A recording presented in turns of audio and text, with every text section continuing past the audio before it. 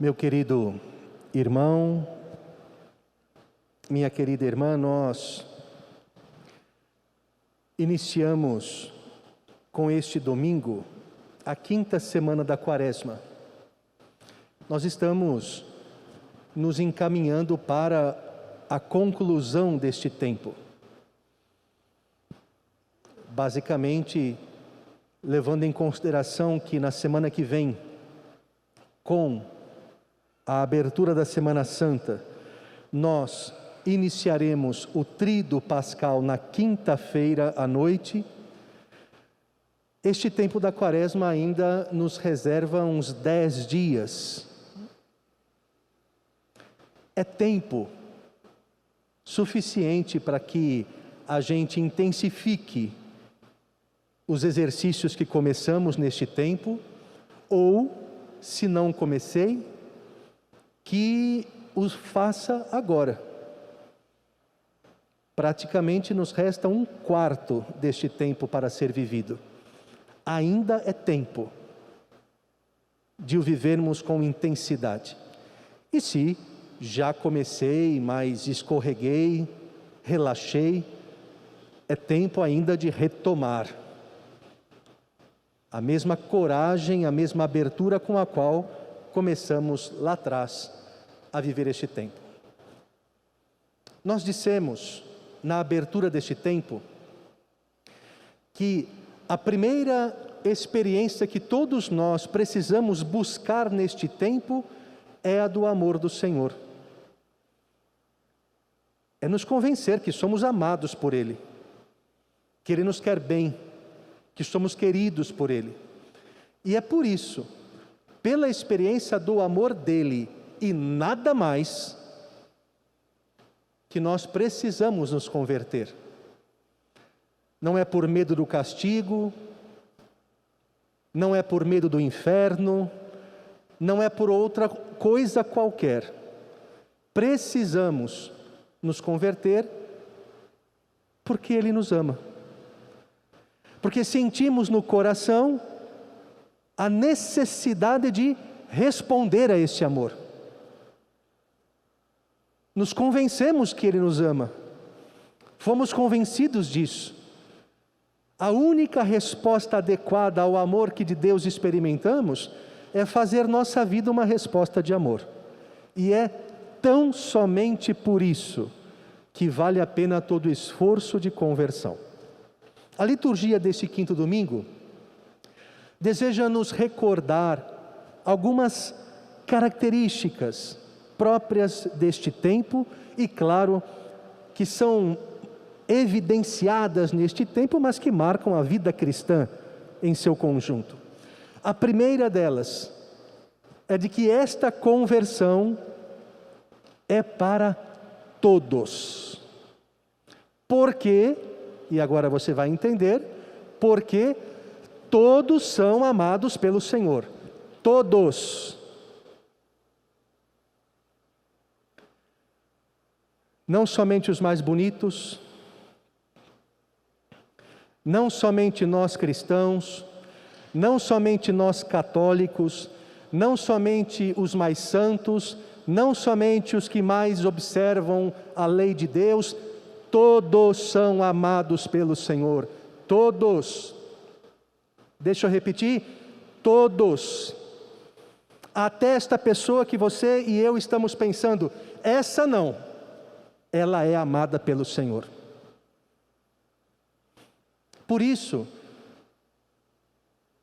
o chamado de conversão é para todos. É o que nós vemos no Evangelho de hoje. O Senhor, tome aí comigo, na sua Bíblia, ou no seu aplicativo, estamos, João 8, versículo 7. É até fácil de memorizar, João 8, 7.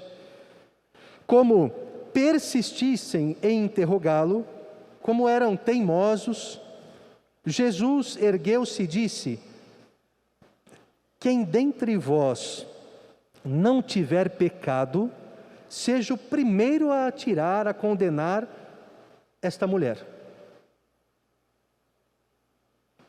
Com estas palavras, o Senhor está denunciando que eles que queriam apedrejá-la, que condenavam aquela mulher pelos seus atos, precisavam de conversão. Mas o final é igualmente importante. Depois que todos eles percebem que precisam olhar para a própria vida e se converter, porque amados por Deus precisam amá-lo, ele se volta para a mulher e diz: ninguém te condenou? Versículo 11, acompanhe comigo. Eu também não te condeno. Podes ir, e de agora em diante não peques mais. Ou seja, você também precisa de conversão. E por quê?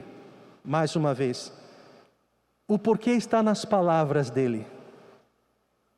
Mulher, onde estão eles? Ninguém te condenou? Eu também não te condeno. O porquê está no amor que ele demonstra com estas palavras e com estes gestos para com aquela mulher.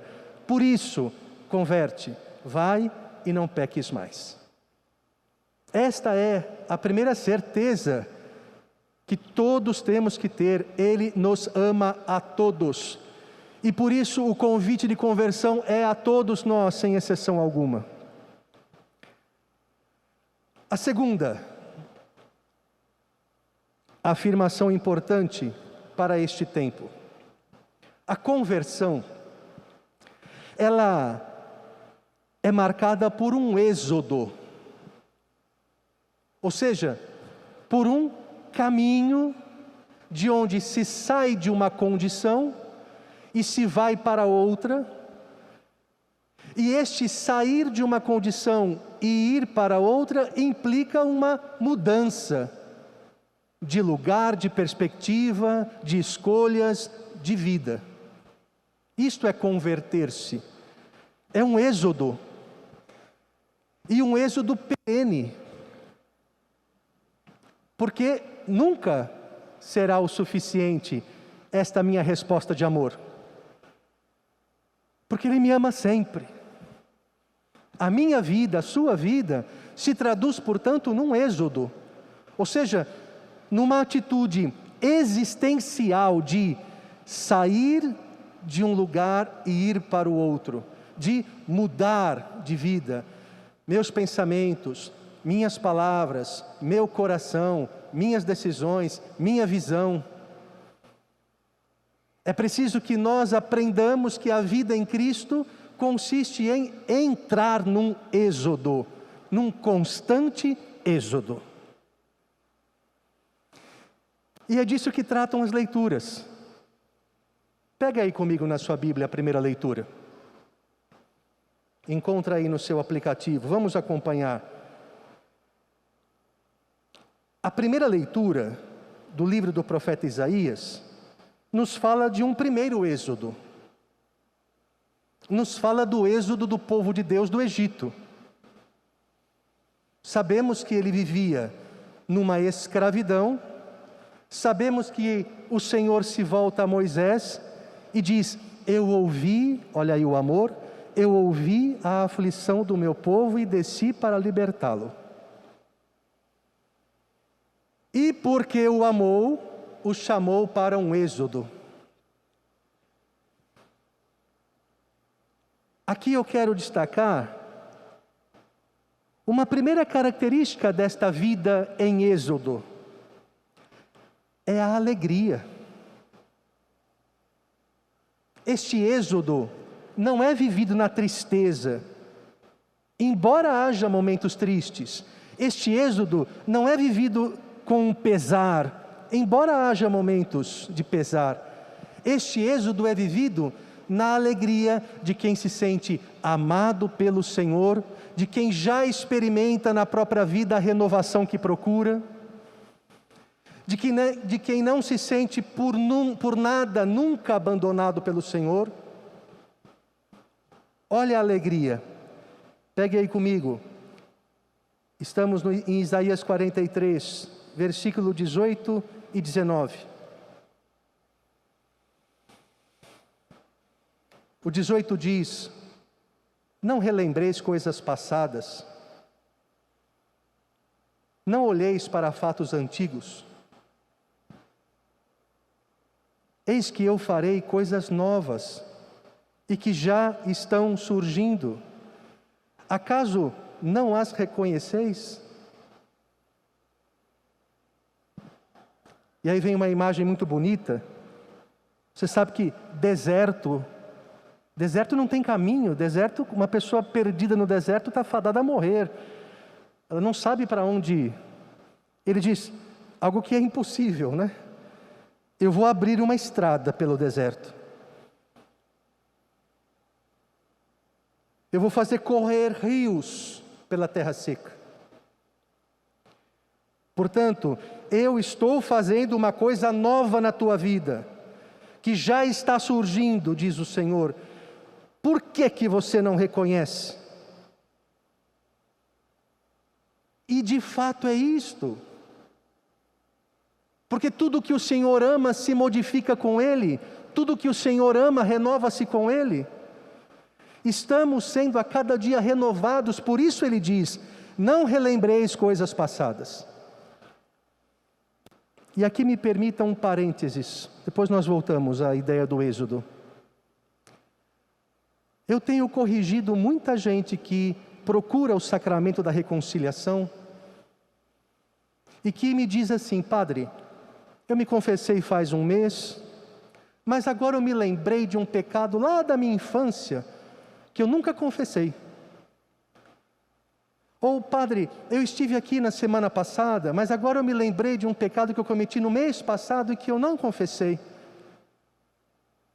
Filho, filha, você acha mesmo que o amor de Deus e o perdão de Deus estão condicionados à tua capacidade, à capacidade da tua consciência de reconhecer-se pecadora?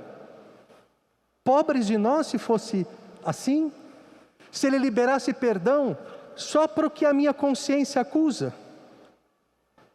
Não. Claro que é importante eu fazer um exame de consciência, sem o que não nasce o desejo de mudança. Mas eu me apresento no sacramento da penitência e digo, padre, olha, eu analisei minha consciência, eu fiz um exame, aqui estão os pecados que a minha consciência me acusou. Mas eu peço perdão sobre a minha vida toda, padre, porque eu estou arrependido disto que eu me recordo. E de tudo aquilo que eu não me recordo, mas que está errado, que não corresponde à vontade de Deus para mim. E o perdão que Deus lhe dá é para tudo. Não é só para o que você falou, exceto se você sabe e não quis dizer, se você omitiu, aí é um outro pecado. Mas se você não se recordou, se esqueceu, o perdão que está sendo te dado, oferecido, é para a tua vida toda. Porque senão, esse mecanismo de voltar, isso não vai ter fim. Sabe por que não vai ter fim? Porque não terá fim, graças a Deus, a sensibilidade da tua consciência que deve crescer a cada dia.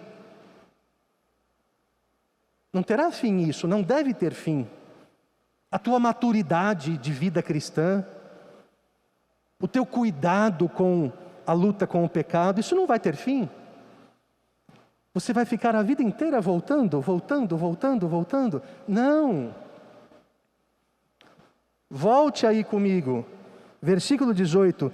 Não relembreis coisas passadas, não olheis para fatos antigos, eis que eu farei coisas novas, que já estão surgindo, acaso não as reconheceis? Eu me confessei hoje, daqui hoje eu saio um novo homem, claro, você uma nova mulher, é de hoje em diante.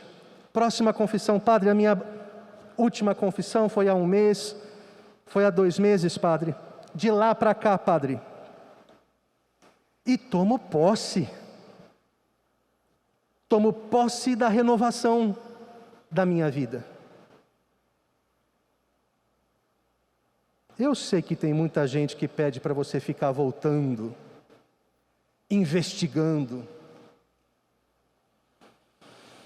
Desculpe, meu querido, peça para essa pessoa estudar um pouco mais.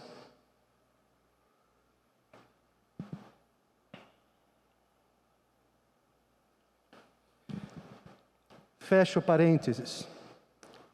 Dizíamos que a vida é um êxodo que deve ser marcado pela alegria.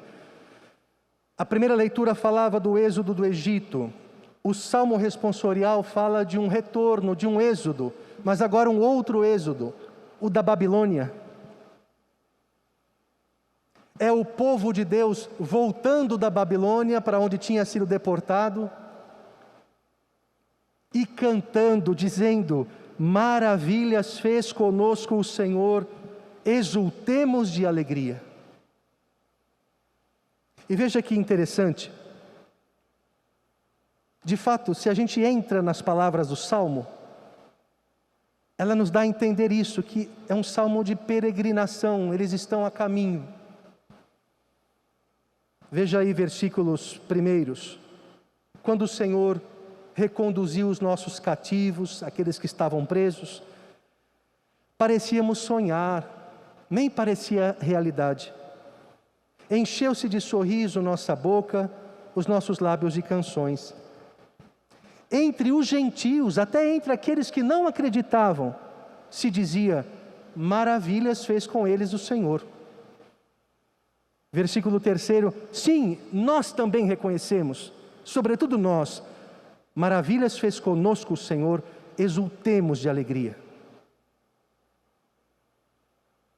E aqui o versículo 4 e o 5 reconhecem que mesmo na dificuldade é possível ser alegre. Mudai a nossa sorte, ó Senhor, como torrentes no deserto, porque os que lançam as sementes entre lágrimas ceifarão com alegria. Chorando de tristeza sairão, espalhando as sementes, mas vão voltar cantando de alegria, carregando os seus feixes do que foi possível colher. Volta lá, 43:19. Eis que eu farei coisas novas e que já estão surgindo. Acaso não as reconheceis? Então, meu querido e minha querida, este tempo da Quaresma e a nossa vida em Cristo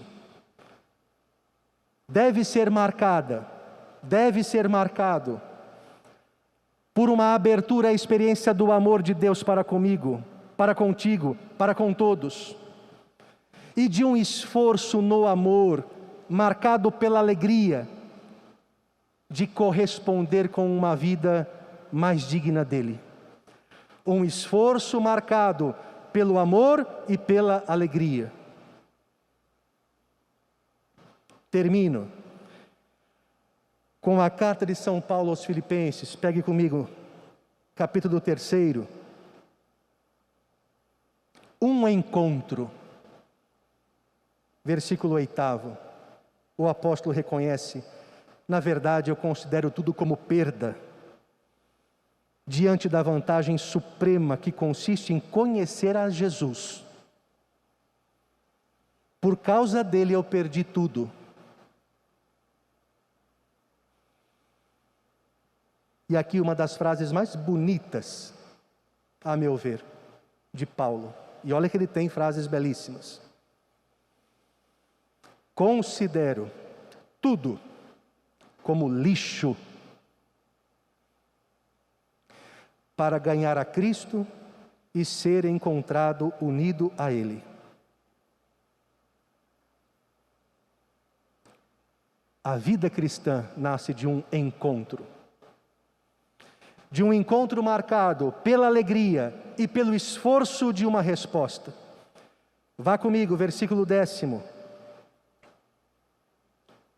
Esta consiste em conhecer a Cristo, experimentar a força da sua ressurreição, ficar em comunhão com os seus sofrimentos, tornando-me semelhante a Ele na sua morte, para ver se alcanço a ressurreição dentre os mortos. Repito, a vida em Cristo nasce de um encontro, por isso marcada por uma alegria da certeza de que somos amados, todos nós, e implica um esforço de resposta no amor. Se implica um esforço, é porque sabemos que, embora Ele já esteja em nós, embora já tenhamos sido amados por Ele, ainda não experimentamos isto de maneira plena. Por isso, versículo 13 nos diz: irmãos, eu não julgo ter alcançado tudo isso. Uma coisa, porém, eu faço, esquecendo o que fica para trás. E se você está com a sua Bíblia, grifa isso aí. Seu aplicativo eu sei que tem como assinalar. Esquecendo o que fica para trás, eu me lanço para o que está na frente.